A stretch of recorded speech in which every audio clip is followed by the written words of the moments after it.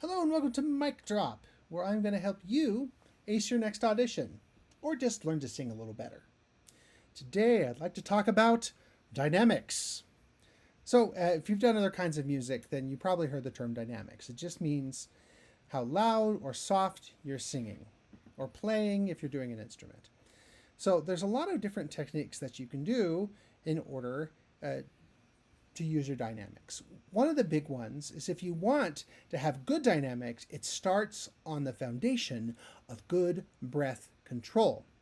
Because if you have good breath control, you can control how much air you're using at any given time and or leave some air in reserve so that you can get louder. So if you don't have a lot of air, it's hard to say crescendo to get louder over time, or decrescendo to get softer over time. But if you've got good breath control, you can start really soft.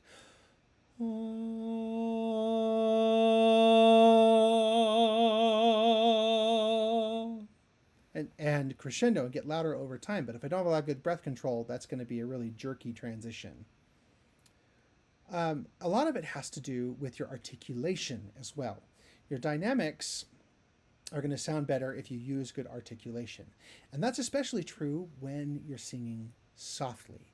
If you're singing softly, you need to use more articulation with your consonants so that people can still understand you. Same with when you're singing. When you're singing. So if I'm singing row, row, row your boat, row, row, row your boat gently down the stream. It's a lot different than row, row, row your boat gently down the stream.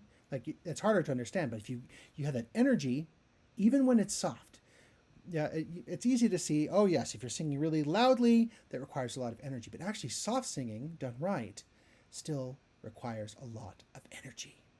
It's like a stage whisper where you can still understand someone perfectly, even though they're whispering. Because I'm using a lot of energy and I'm injecting that articulation into what I'm singing or saying. So look at whatever you're doing and decide, what do I want to do with my dynamics? One of the biggest things is when you're holding out a note for a long time. You've got a long held note. The worst thing you can do in most situations is nothing. That is, nothing with your dynamics. You need to either be growing or you need to be contracting and shrinking your sound. So instead of just going la and staying the same, you either want to be going la or la. Yeah, so you want to be doing something. Or sometimes you even will do, you might see this hairpins, like a crescendo and a decrescendo. So you want to go la, something like that. You want to take those long notes and make them interesting, because if you don't do anything with them dynamically, they're not going to be interesting. So that's your homework. Look at whatever you're trying to sing, if it's an audition piece or whatever else, and look, where can I use my dynamics? Where do I have those long notes that I can do something with, either growing or shrinking? What parts do I want to be louder or softer, or do I want there to be a big contrast? Sometimes it really wakes people up, or makes them really take notice if you're singing really loud and then you go really soft, or vice versa, right?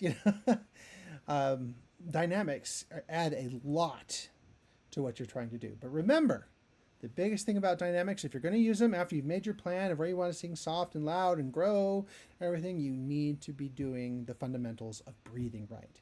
Because if you don't have that, you're not going to have dynamics.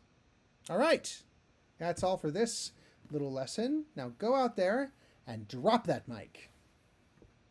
Break a leg.